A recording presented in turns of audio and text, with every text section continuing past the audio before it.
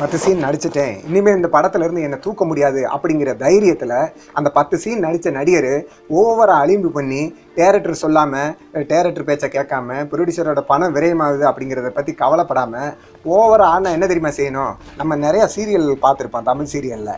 இன்னும் அந்த ஒரு ஏதாவது ஆள் மாறிட்டாங்கன்னா, நடிக்கிற நடிகர்கள் மாறிட்டாங்க, இன்றிலிருந்து இவருக்கு பதில் இவர் அப்படின்னு காமிப்பாங்க.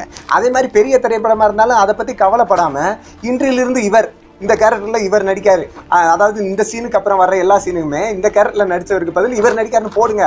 அப்போ தான் இந்த தப்புன்ற நடிகர்களுக்கெல்லாம் செருப்படி கொடுத்த மாதிரி இருக்கும்.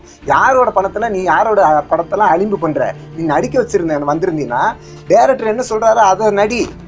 கிறுக்கனா நடிக்க சொன்னால் நீ கிறுக்கனாவே மாறி நடி. அவங்களுக்கு தெரியும். அதாவது டேரக்டரை ப்ரொடியூசர் நம்புறாரு, ப்ரொடியூசர் டேரக்டரை நம்புறாரு.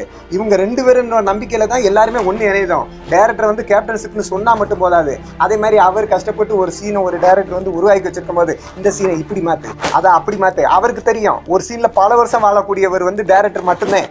அதை புரிஞ்சுக்கலாம விட்டுட்டு இந்த ட்ரெண்டுக்கு அதை மாதிரி மாற்று, இதை மாதிரி மாற்று, நீ டேரக்டர் சொன்ன மாதிரி நடி, இல்லாட்டி நீ நடிக்கவே தேவையில்லை. எல்லா சீனையும் கேட்கல. அதாவது என்னோட கேரக்டர் என்னன்னு கேட்கிங்க நடிக்கிறவங்க, எனக்கு எத்தனை சீனுன்னு கேட்குறீங்க, அதை வச்சு புரிஞ்சுக்கோ. அப்பயே அவர் சொல்கிற சீன் நடிக்காட்டி, ஐயா எனக்கு இந்த 1-2 சீன் எனக்கு உடம்பாது இல்லை, எனக்கு பிடிச்ச மாதிரி இப்படி மாற்ற முடியுமான்னு சொல்லுங்கள். டேரக்டர் சொன்னதோட நீங்கள் சொல்கிற ஐடியா பெஸ்ட்டாக இருந்தால் டேரக்டர் ஏற்றுக்கிடுவாங்க. யாருமே நம்ம படம் வந்து நல்லா வரணும்னு தான் நினைப்பாங்களே தவிர கெட்டு போயிடக்கூடாது, கீழே போயிடணும். எல்லாருமே அறிவாளின்னு நான் சொல்ல வரல, டேரக்டர் மட்டும் தான் அறிவாளின்னு சொல்ல வரல. அதாவது ஒரு சீனை சொல்கிறாரு டேரக்டர், சார் இந்த சீனை இந்த மாதிரி மாற்றினா இதோட பெஸ்ட்டாக வரும் அப்படின்னா அவங்களும் யோசிப்பாங்க, ஓ நம்ம மேலேயே தப்பு இருக்குது, அப்போ இந்த சீனை இவர் சொன்ன மாதிரி வந்தால் நல்லா பெஸ்ட்டாக வர்ற மாதிரி தானே சொல்கிறாரு அப்படிங்கும்போது அந்த இடத்துல ஏற்றுக்கிடலாம். அதை விட்டுட்டு அதோட உண்மைத்தன்மை புரிஞ்சுக்கிடாம ஒரு இடத்துல கிறுக்க நான் நடிக்க வேண்டியது இருக்குது அப்படின்னா அதில் தத்துருவமாக நீங்கள் கிறுக்க மாதிரி தான் நடிக்கணும். அதில் ஒரு சில நான் மேனரிசத்தை புதுசாக கொண்டு வரேன், எனக்கு இது கொஞ்சம் இமேஜ் ஃபால்ட் ஆகுத மாதிரி இருக்குது, இந்த இடத்துல நான் எப்படி மாற்றிக்கலாம்லாம் கேட்கக்கூடாது.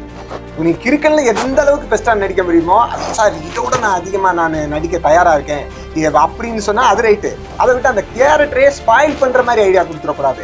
அதே மாதிரி எனக்கு ஏற்பட்ட ஒரு சில அனுபவங்களை வந்து நான் எந்த முறைகளில் வந்து என்னை ஏமாற்ற ட்ரை பண்ணாங்க அப்படிங்கிற முறையை வந்து எல்லாருக்குமே சொன்னால் அது ஹெல்ப்ஃபுல்லாக இருக்குன்னு நினைக்கிறேன்.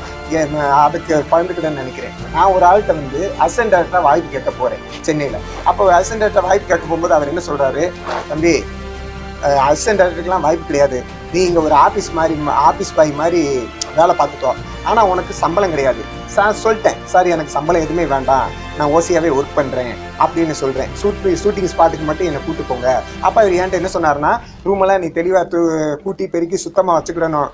நான் என்ன சொன்னேன்னா அவர்கிட்ட, சார் நான் பாத்ரூமு லெட்டினு எல்லாத்தையும் கூட நான் கழுவ தயாராக இருக்கேன், நீங்கள் போடுற ட்ரெஸ்ஸு முதற்கொண்டு சோப்போட நான் தயாராக இருக்கேன் அப்படின்னு நான் சொல்லிட்டேன். உடனே அவர் அடுத்து சொல்கிறாரு, உனக்கு நான் சம்பளம் கொடுக்க மாட்டேன்னாரு, சம்பளம் வேண்டான்னு நான் சொல்லிட்டேன். அடுத்து என்ன சொல்கிறாருன்னா, நீ ரூமில் தங்கக்கூடாதுங்காரு, நீ காலையில் வந்து வேலைக்கு வந்துடணும், காலையில் 9 மணிக்கு முன்னாடி நீ வேலைக்கு வந்துடணும், சாயங்காலம் 6 மணி முடிய உனக்கு ஒர்க் இருக்கும். அதே மாதிரி நாங்கள் என்னென்ன வேலைகள் எடுப்படி வேலைகள் சொல்கிறனோ அதெல்லாம் நீ கேட்கணும், ஆனால் உனக்கு சம்பளம் கிடையாது அப்படின்னாரு. சம்மதிச்சிட்டேன். ஆனால் ரூம்லேயும் தங்கக்கூடாதுங்க. வேறு நம்ம எங்கே போய் தங்க? நாங்கள் ஒரு கிராமத்தில் இருந்து எங்களுக்கு வேறு தொழில்களை விட்டுட்டு இது ஒன்று தான், ஒரே தொழில் தான் எங்களுக்கு தெரியும், இதை தவிர வேறு எதுவும் தெரியாது, இதில் தான் நம்ம சாதிக்க முடியும் அப்படிங்கிற ஒரு மைண்டில் போனோம்னா தங்கக்கூடாதுன்னா அப்புறம் அவர்கிட்ட நம்ம இது அசிஸ்டண்ட்டாக ஒர்க் பண்ணி என்ன செய்ய? ஆஃபீஸ் பாய்க்கு அந்த மாதிரி. அதே மாதிரி எல்லாருமே இப்படி தான் இருக்காங்க. சினிமானாலே என்னமோன்னு நினச்சிக்கிட்டு ஒவ்வொருத்தங்களையும் மணிக்கணக்கில் காக்க வைக்காங்க. ஒரு சில பேர் முடியாதுன்னு உடனே சொல்கிறது கிடையாது. அதே மாதிரி ஒரு சில பேர் துட்டை பறிக்கிறதுக்கு என்னென்ன வழிகளோ அத்தனை இதையுமே பண்ணுறாங்க. அப்படியா, எனக்கு தெரிஞ்ச டைரக்டர் நிறையா பேர் இருக்காங்க, எனக்கு ஒரு 20,000 கொடுங்க, 10,000 கொடுங்க, அடுத்த மாதத்தில் இந்த தேதியில் வந்து ஷூட்டிங் வந்து ஸ்டார்ட் ஆக போகுது, அதில் உங்களை நான் ஜாயின் பண்ணி விட்டுட்டேன் அப்படிங்காங்க. அப்படி ஆளுகிட்ட நாங்கள் என்ன சொல்கிறோம், நீங்கள் முதல்ல ஜாயின் பண்ணி விடுங்க, அது கரெக்டாக என்னென்னு நாங்கள் தெரிஞ்சுக்கிறோம், அப்புறமா நம்ம கொடுக்கணும்னு சொன்னால் நம்புறது கிடையாது. அதே மீறி நம்ம முதலே பணத்தை கொடுத்துட்டோம்னா நமக்கு நாமத்தை போட்டு போயிடுறாங்க.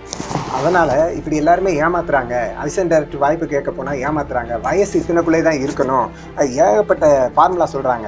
ஒரு ஆள்கிட்ட இன்னொரு ஆள்கிட்ட அசிஸ்டன்ட் டைரக்டர் வாய்ப்பு கேட்க போகும்போது அவர் என்ன சொன்னார்னா, உனக்கு டிரைவிங் தெரியுமான்னு கேட்டார். அப்போ நான் அவர்கிட்ட கேட்ட பதில் என்னென்னா, அதாவது நான் டிரைவர் வேலைக்கு சான்ஸ் கேட்டு வரல சார், டிரைவிங் தெரியுமான்னு கேட்குறீங்க. இல்லைப்பா, உனக்கு டிரைவிங் தெரிஞ்சிச்சுன்னு சொன்னீங்கன்னா ஏதாவது ஒரு நடிகர் வீட்டில் நான் டிரைவருக்கு சேர்த்து விட்டுருவேன், நீ டிரைவர் வேலை பார்த்துக்கிட்டே உனக்கு சந்தர்ப்பங்களை எப்போ டைரக்ட் பண்ண கிடைக்கும் அந்நேரம் நீ பயன்படுத்திக்கலாம்ல அப்படின்னு சொல்லிக்கிட்டு இருக்காரு. வேறு இன்னொரு ஆள் என்ன சொல்கிறாரு, உனக்கு இங்கிலீஷ் தெரியுமா அப்படின்னு கேட்காரு. அவர்கிட்ட நான் கேட்ட கேள்வி என்னென்னா, சார் நான் எடுக்க போகிறது தமிழ் படம், நான் எடுக்க போகிற சீனை பிழை இல்லாமல், அதாவது நடிகர்கள் புரியுற மாதிரி படிக்கிற மாதிரி எழுதுனா போதும். இதுக்கு எதுக்கு நான் இங்கிலீஷ் படம் எடுக்க போகிறது மாதிரி இங்கிலீஷ் தெரியுமா கேட்குங்க? இல்லைப்பா, நம்ம அதர் லாங்குவேஜ் இந்த நடிகர்லாம் நடிகர் யார் நடிக்கணும்னா அந்நேரம் சீனை நம்ம எக்ஸ்பிளைன் பண்ண வேண்டாமா? சரி சார், எனக்கு இங்கிலீஷ் தெரியாட்டி என்ன, நான் இங்கிலீஷ் தெரிஞ்சு அசிஸ்டண்ட்டை நான் வச்சுட்டு போகிறேன்.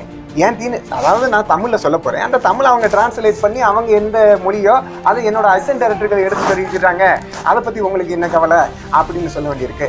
அதே மாதிரி இப்போ வந்து கதை திருட்டுகள் வந்து இப்போ நிறைய நடக்கு. அதனால் இப்போ உங்கள் கதையை வந்து இப்போ பதிவு பண்ணுற இடத்துல வந்து நிறைய ஃபார்மாலிட்டி சொல்கிறாங்க, அதுக்கு நிறைய பணங்கள் செலவாக வாய்ப்பு இருக்குது. அதனால் நீங்கள் எதுவும் கதை ரெடி பண்ணி வச்சுருந்தீங்கன்னா, ஃபஸ்ட்லேருந்து இப்போ கடைசி சீன் முடிய எழுதி வச்சுருந்தீங்கன்னா, போஸ்ட் ஆஃபீஸ் மூலயமா செல்ஃப் போஸ்ட் பண்ணிக்கோங்க. உங்கள் ஊரில் இருந்துக்கிட்டு ஒரு 2 காப்பி ரெடி பண்ணி, ஒரு காப்பி ஒரிஜினல் உங்களுக்கு இருக்கிற மாதிரி வச்சுக்கிட்டு, இன்னொரு காப்பியும் அதை போஸ்ட் ஆஃபீஸ்லேருந்து உங்களுக்கே அனுப்பி அதை பக்காவாக எடுத்து வச்சுக்கிட்டு, ஏதாவது ஒரு யூடியூப் சேனல் வச்சுருந்தீங்கன்னா அதில் கூட ப்ரைவேட்டில் போட்டு வச்சுக்கோங்க. உங்கள் ஸ்டோரியை நீங்களாவே எக்ஸ்பிளைன் பண்ணி, அதாவது அந்த ஸ்டோரியை யார் ஏமாற்ற மாதிரி ஃபஸ்ட்லேருந்து கடைசி முடிய என் படத்தில் இந்தந்த சீன்கள் இதுதான், என் கதை இதுதான், இதை நோக்கி தான் நகருது, இந்த இடத்துல இடம் வருது, எல்லாமே பக்காவாக ப்ரிப்பேராக பண்ணி வச்சு தனியாக ஒரு ப்ரைவேட் மூலமா ஒரு யூடியூப் சேனல் வச்சு அதுலேயே உங்கள் ஸ்டோரியை வந்து சேவ் பண்ணி வச்சுக்கோங்க. அதே மாதிரி போஸ்ட் ஆஃபீஸ் மூலியமும் சேவ் பண்ணி வச்சுக்கோங்க. அதே மாதிரி ஒரு சில பெரிய டைரக்டர் அப்படி இப்படின்னு சொல்கிறாங்க, அவங்க கூட ஒரு சிலரோட கதையை திருடிட்டு, அதாவது எதுவும் அவங்க போட்டுட்டு அது இதுன்னு கேஸுக்குன்னு போனால் ஏதோ இருந்தா ஒரு 30 லட்சம் வச்சுக்கோ அந்த மாதிரி கொடுக்குறாங்க. இதில் என்ன நம்ம யோசிக்க வேண்டியது இருக்குன்னா, அதாவது பெரிய டைரக்டர் வந்து ஒரு படத்துக்கு ஒரு 30 கோடி வாங்கிட்டு போயிடுறாருன்னு வச்சுக்கிடுவோம் சம்பளம். அந்த கதை வந்து இன்னொரு ஆடு வருன்னா அவர் வெறும் 30 லட்சத்தை கொடுத்து அவரை தள்ளி விட்டுருவாரு. கதைக்கு சொந்தமானவங்களுக்கு 30 லட்சம், அந்த கதையை திருடி படம் எடுக்கிறவங்களுக்கு 30 கோடி. அப்போ என்ன நினைப்பாங்க? திருடுறவங்க திருடத்தான் ஆசைப்படுவாங்க. அவங்க என்ன நினைப்பாங்க? இவனுக்கு என்ன 30 லட்சம் தானே கொடுக்க போகிறோம், அது அவனுக்கு கேஸ் போட்டால் தான் போச்சு. அந்த 30 லட்சம் கூட 10 லட்சம் கொடுக்குறவங்க இருக்காங்க, 5 லட்சம் கொடுக்குறவங்க இருக்காங்க. அது கேஸ் போட்டால் தான் போச்சு. அதான் அவங்களுக்கு முறைய எவிடன்ஸ் இருக்கணும், அப்போ தான் அவங்க கேஸ் போட முடியும். அப்போ என்ன நினைப்பாங்க பெரிய டைரக்டர்கள்? இவன் நம்மளுக்கு 30 கோடி சம்பளம் கிடைக்கி, அவங்க அதையே தான் திருட போகிறோம், அவனுக்கு 30 லட்சம் தானே கொடுக்க போகிறோம், அதிக லாபம் நமக்கு தானே கிடைக்க போகுது. லேசாக ஒரு வார்த்தையை சொல்லியிருந்தது. கதை ரெண்டும் ஒன்று தான், ஆனால் பவுண்டர் ஸ்கிரிப்ட் வேறு. ஏன் நீ பவுண்டர் ஸ்கிரிப்ட் வேற உருவாக்குற, நீ கதையை வேற உருவாக்கிட்டு போ. இன்னொருத்தன் ஒன்லைனில் போடிச்சுக்கிட்டு நான் அதை பண்ணுறேன்னா அது யாருனாலும் பண்ணிக்கலாமே. இன்னொருத்தன் பிள்ளைய பக்கம் அதுக்கு நான் தான் போய் அப்பன்னு சொல்கிறது அது இருப்பா இல்லையா? உனக்கு பிறந்த பிள்ளையத்தான் நீ ஓம் பிள்ளைன்னு சொல்லணும். அதை விட்டுட்டு இன்னொருத்தன் அதை நான் வளர்த்தேன், நீ இன்னொருத்தன் பிள்ளைய வளர்த்த நீ அப்பனாயிர முடியுமா? அந்த அப்பன் விரும்பி நீ வளர்த்துக்கொண்டு சொல்லி கொடுக்குறது வேற, அவனுக்கு செட் பண்ணி நீங்கள் கொடுக்குறது வேற. அதை விட்டுட்டு இன்னொருத்த முள்ளையும் அவன் அனுமதி இல்லாமல் கடத்தி வளர்த்திட்டு அவனை ஒரு பெரிய பொசிஷனுக்கு வந்த பிறகு இவன் அங்கே இங்கே தேடி ஐயோ இதுதான் என் பிள்ளைன்னு தேடி வரும்போது இல்லை உன் பிள்ளைய வளர்த்தது நான் தான், இந்த எண்ணத்தையும் வச்சுக்கணும். அது முறையற்ற செயல். அதாவது இன்னொருத்தன் கதையை திருடாதீங்க. எப்போ நீங்கள் திருட ஆரம்பிக்கீங்களோ அப்போயே உங்களோட சிந்தனைகள் வேலை செய்யாது. அதே மாதிரி அனுபவம் இல்லைன்னு நினச்சி யாரும் வருத்தப்படாதீங்க. வயசு ஒரு தடையே கிடையாது சாதிக்கிறதுக்கு. அது தர்பார் படத்தில் சொன்ன மாதிரி அது வெறும் நம்பர் தான். அதனால் உங்கள் கதையில் உங்களுக்கு நம்பிக்கை இருந்தால் போதும், உங்கள் கதையை நம்புறதுக்கு ஒரு நல்ல ஒரு ப்ரொடியூசர் கிடைச்சா போதும். அதே மாதிரி நீங்கள் நடிகர்கிட்ட போய் அப்ரோச் பண்ண போகிறேன், தலையை சுற்றி எப்பவுமே மூக்க தொடாதீங்க. மூளை உள்ளே ஜெயிக்கணும்னா மூலதனம் போடுறவங்களோட உதவி மட்டும் இருந்தால் போதும். நல்ல தயாரிப்பாளர்கள் நிறைய பேர் இருக்காங்க, நல்ல கண்டென்ட்டை எதிர்பார்த்து நிறையா தயாரிப்பாளர் இருக்காங்க. எங்களோட அடுத்த மூவும் தயாரிப்பாளர்கள் நோக்கி தான் நகரப்போகுது. அதனால் இப்போ அப்டேட்டில் வந்து கொரோனா வைரஸ் வந்து எல்லாத்தையுமே தாக்கிட்டு இருக்கு. அது எல்லாருமே அதாவது அவங்கவுங்க உயிரை காப்பாற்றிக்கிறதுக்கு எல்லாருமே விழிப்புணர்வோடு தான் இருக்காங்க. அதே மாதிரி அந்த காவல்துறையை சேர்ந்தவங்களும் எல்லாருமே நல்ல முறையில் எல்லாரும் நல்லா இருக்கணும்னு தான் பண்ணுறாங்க. நிறைய பேர் இந்த கொரோனானால பொருளாதார இழப்புக்கு உட்பட்டுட்டாங்க. அதாவது வேலைக்கு போய் தான் அந்நேரம் வேலைக்கு போனால் தான் அவங்களோட பொழப்பை நடத்த முடியும். அந்த மாதிரி உள்ளவங்க நிறையா பேர் இருக்காங்க. இன்னைக்கு கொரோனானால தொழிலையே முடக்கிட்டாங்க. அதாவது வீடாக இருந்தாலும் சரி, நாடாக இருந்தாலும் சரி, பொருளாதாரம் தான் முதுகெலும்பு. அப்படிங்கும்போது அந்த பொருளாதாரமே முடங்கி போயிடுச்சுன்னா கடன் கொடுக்குறவங்க கூட என்ன சொல்லுதான், இப்போ கடன் வாங்கி நம்ம லைஃப்பை ஓட்டணும்னு சொல்ல முடியாது. ஒரு ஆளுக்கு கடன் கொடுப்பான், 10 பேருக்கு கடன் கொடுப்பான். ஊரில் இருக்க அத்தனை பேருக்கு ஒரு ஆள் கடன் கொடுக்க முடியுமா? கடன் கொடுக்குறவனே இப்போ யாருக்கும் கடன் கொடுக்க முடியும் வரல. அதனால் இந்த கொரோனா நம்ம நாட்டை விட்டு போகணும் அப்படின்னு எல்லாருமே ட்ரை பண்ணுவோம். நமக்கு மேலே ஒரு சக்தி இருக்குது அப்படிங்கிறது தான் இந்த கொரோனா நிரூபிச்சிருக்கு. சாதி மதம் எல்லாத்தையும் கடந்து நிற்கிது. எல்லாத்துக்குமே பொதுவான எதாகி போச்சுன்னா கொரோனா. இந்த கொரோனாவை நாட்டை விட்டு போகணும். அதுக்கு டாக்டர்களும் முயற்சி பண்ணணும், மக்களும் நம்ம பிரார்த்தனை பண்ணணும். அதாவது மருத்துவ முறையில் 2 மருத்துவம் இருக்குது. எல்லா மருத்துவர்களும் ஒரு பொதுநல நோக்கோட யாராவது ஒரு ஆள் சீக்கிரம் கண்டுபிடிக்கணும்.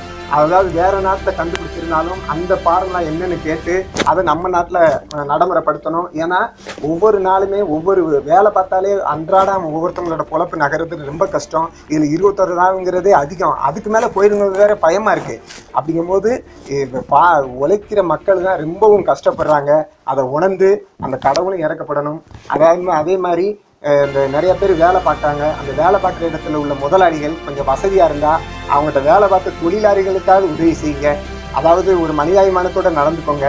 இந்த மாதிரி நேரத்தில் நீங்கள் மனிதாபிமானத்தோட இருந்தாயா உன் குடும்பம் என்னைக்கு வேலைக்கு வைக்கோ அன்னைக்கு வா, உனக்கு தேவையான பொருள் உதவியை நான் செய்கிறேன்னா உங்களை விட்டு அந்த தொழிலாளி எப்பயுமே போக மாட்டான் அப்படிங்கிற வேண்டுகோளையும் கொடுத்து மறுபடியும் நம்ம தமிழ்தாய் யூடியூப் சேனல் வியூவர்ஸுக்கும் சப்ஸ்கிரைபருக்கும் நன்றி கலந்த வணக்கத்தை சொல்லி விடைபெறுகிறேன். வணக்கம்.